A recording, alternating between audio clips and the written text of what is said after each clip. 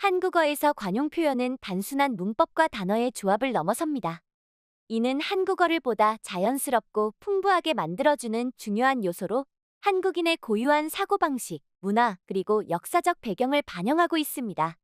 관용 표현을 사용하면 한국어를 더 자연스럽고 유창하게 표현할 수 있을 뿐만 아니라 단순한 말로는 전달하기 어려운 감정과 뉘앙스를 효과적으로 전달할 수 있습니다.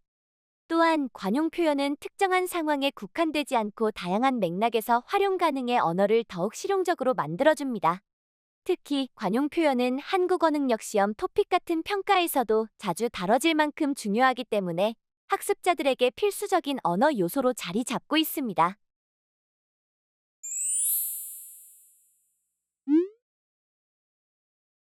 한국어에는 많은 관용 표현들이 존재하는데 이러한 표현들은 단순한 문법과 단어의 조합을 넘어 더 풍부하고 자연스러운 언어를 만들어줍니다. 예를 들어, 손에 익다라는 표현은 어떤 일이 익숙해졌을 때 사용되며 요리를 자주 하다 보면 칼질이 손에 익는 것처럼 반복적인 연습을 통해 익숙해지는 상황을 나타냅니다. 눈에 띄다는 어떤 것이 특별히 잘 보이거나 사람들의 주목을 받을 때 사용하는 표현입니다. 이 표현은 단순히 시각적으로 잘 보이는 상황뿐만 아니라 독특하거나 인상적인 요소로 인해 주목받는 상황을 묘사할 때도 사용됩니다. 예를 들어, 오늘 입은 옷이 정말 눈에 띄네요 라는 문장은 눈에 잘 들어오는 독특한 옷차림을 칭찬할 때 적합합니다. 또한 그 학생은 발표할 때 항상 눈에 띄는 아이디어를 내요 라는 표현은 발표에서 창의적이고 주목받을 만한 아이디어를 제시하는 학생의 능력을 강조합니다.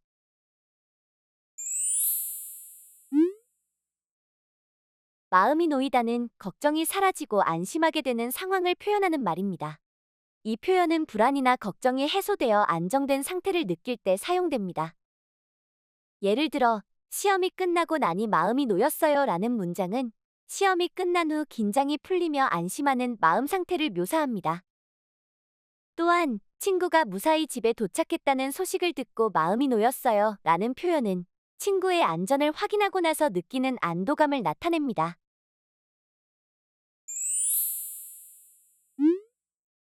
입에 맞다는 음식이 자신의 취향에 잘 어울릴 때 사용하는 표현입니다. 이 말은 음식의 맛이나 스타일이 개인적으로 만족스러울 때 또는 그렇지 않을 때도 자연스럽게 쓰입니다.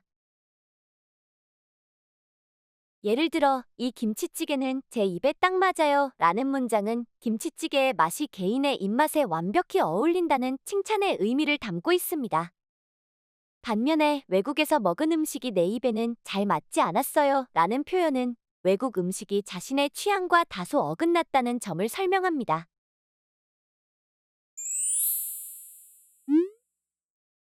귀에 못이 박히다는 같은 말을 너무 자주 들어서 지겨워진 상황을 표현하는 말입니다.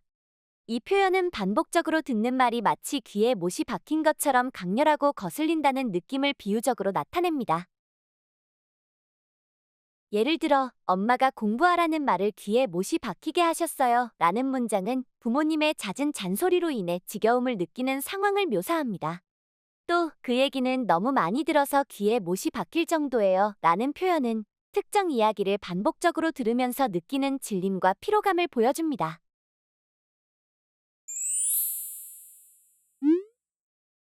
발이 넓다는 아는 사람이 많아 다양한 사람들과 폭넓게 교류하는 상황을 표현하는 말입니다. 이 표현은 사람들 간의 인맥이 넓고 관계가 활발한 상태를 비유적으로 나타냅니다. 예를 들어, 그는 발이 넓어서 어디를 가도 아는 사람이 있어요 라는 문장은 다양한 인맥을 가진 사람이 여러 곳에서 자연스럽게 사람들과 연결될 수 있음을 보여줍니다. 또한 발이 넓은 친구 덕분에 좋은 사람을 많이 만났어요 라는 표현은 인맥이 넓은 친구로 인해 새로운 만남과 기회를 경험하게 된 상황을 설명합니다.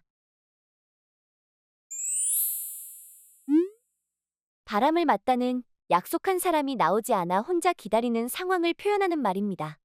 이 표현은 특히 누군가와의 약속이 어긋나거나 실망스러운 경험을 묘사할 때 자주 사용됩니다.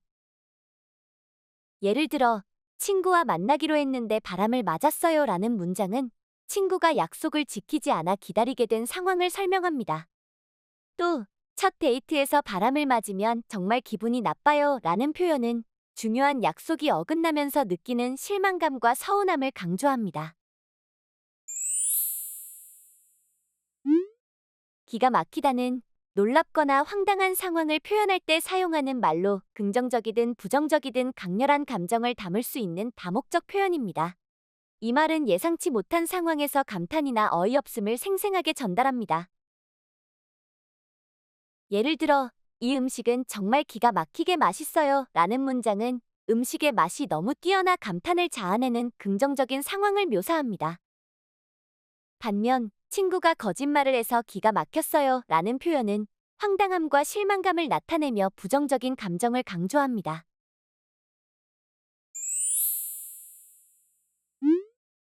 등을 돌리다는 누군가와의 관계를 끊거나 외면하는 상황을 표현하는 말입니다.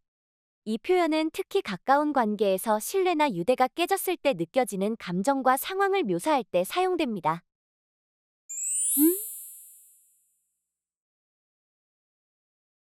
예를 들어, 오랜 친구가 나에게 등을 돌렸을 때 정말 속상했어요 라는 문장은 오랜 시간 함께한 친구가 관계를 단절하면서 느낀 상실감과 슬픔을 나타냅니다. 또한, 신뢰를 잃으면 사람들이 등을 돌릴 수도 있어요 라는 표현은 신뢰의 중요성을 강조하며 그것을 잃었을 때 생길 수 있는 결과를 경고합니다. 코가 납작해지다는 자존심이 상하거나 기가 죽는 상황을 표현하는 말입니다. 이 표현은 기대나 자신감이 꺾이며 당혹스러운 순간을 비유적으로 나타냅니다. 예를 들어, 발표 준비를 못해서 질문을 받고 코가 납작해졌어요 라는 문장은 충분히 준비하지 못한 상황에서 스스로 위축되고 당황한 감정을 설명합니다. 또한 대회에서 졌지만 다음에는 코가 납작해지지 않도록 준비할 거예요 라는 표현은 실패를 교훈 삼아 더 나은 결과를 위해 노력하겠다는 다짐을 담고 있습니다.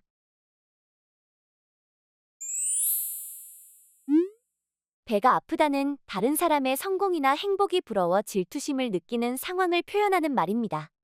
이 표현은 질투나 시기의 감정을 일상적으로 그러나 비유적으로 나타냅니다. 예를 들어, 친구가 로또에 당첨됐다고 해서 괜히 배가 아팠어요 라는 문장은 친구의 행운이 부러워 살짝 질투를 느끼는 감정을 솔직하게 드러냅니다. 또, 그는 동료의 승진 소식을 듣고 배가 아픈 것 같았어요 라는 표현은 동료의 성공에 대한 질투심을 우회적으로 표현합니다.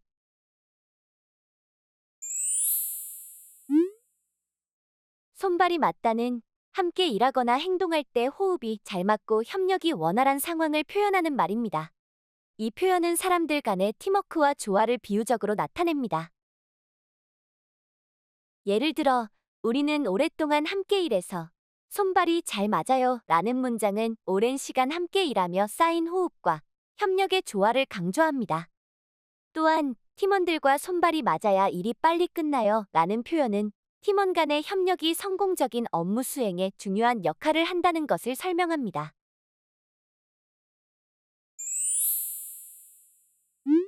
물 쓰듯 하다는 돈이나 자원을 아끼지 않고 마치 물을 사용하는 것처럼 쉽게 낭비하는 상황을 표현하는 말입니다. 이 표현은 자원의 소중함을 강조하거나 낭비에 대한 경고를 할 때 자주 사용됩니다.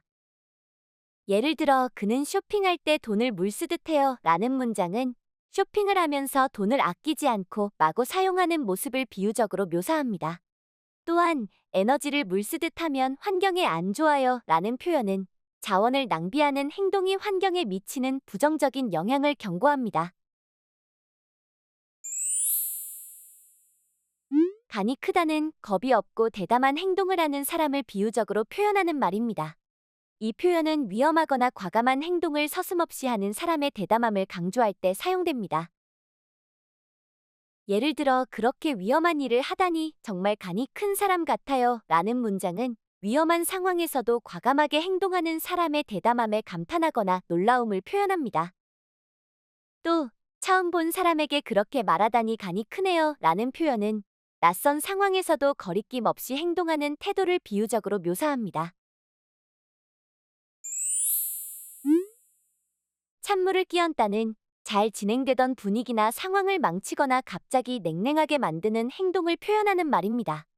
이 표현은 분위기를 급격히 변화시키는 부정적인 행동이나 발언을 비유적으로 나타냅니다. 예를 들어, 모두가 즐거워하는데 갑자기 찬물을 끼얹는 말을 했어요 라는 문장은 즐거운 분위기 속에서 갑작스럽게 분위기를 깨뜨리는 말을 한 상황을 묘사합니다. 또한 그의 부정적인 발언이 회의 분위기에 찬물을 끼얹었어요 라는 표현은 회의 중 부정적인 말이 전체 분위기를 냉각시켰음을 설명합니다. 허리띠를 졸라매다는 어려운 상황에서 절약하며 견디는 노력을 표현하는 말입니다. 이 표현은 자원의 부족이나 힘든 상황 속에서도 절제와 인내로 문제를 극복하려는 의지를 비유적으로 나타냅니다. 예를 들어 경제가 어려워서 모두 허리띠를 졸라매고 있어요 라는 문장은 경제적 어려움 속에서 절약하며 버티는 상황을 설명합니다. 또한 여행 자금을 모으기 위해 허리띠를 졸라맸어요 라는 표현은 목표를 이루기 위해 불필요한 지출을 줄이고 절약에 힘쓴 모습을 보여줍니다.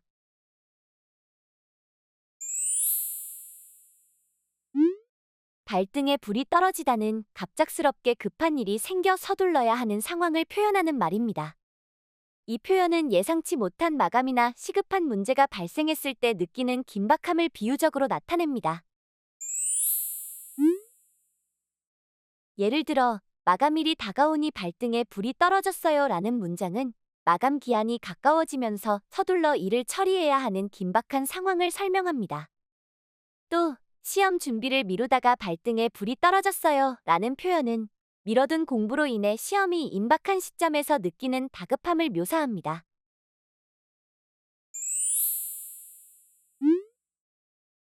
얼굴이 두껍다는 부끄러워하지 않고 뻔뻔하게 행동하는 사람을 표현하는 말입니다.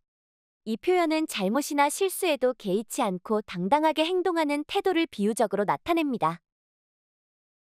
예를 들어 그렇게 잘못을 하고도 아무렇지 않다니 얼굴이 정말 두껍네요 라는 문장은 실수를 했음에도 부끄러움을 느끼지 않는 뻔뻔한 태도에 대한 놀라움을 표현합니다. 손을 잡다는 서로 협력하거나 협조하여 함께 일하는 상황을 표현하는 말입니다. 이 표현은 공동의 목표를 위해 힘을 합치는 과정을 비유적으로 나타냅니다. 예를 들어 두 회사가 손을 잡고 새로운 프로젝트를 시작했어요 라는 문장은 두 회사가 협력하여 프로젝트를 진행하는 모습과 그 협력의 중요성을 강조합니다. 또한 문제를 해결하기 위해 우리는 손을 잡아야 합니다 라는 표현은 어려움을 극복하기 위해 함께 노력해야 한다는 메시지를 담고 있습니다.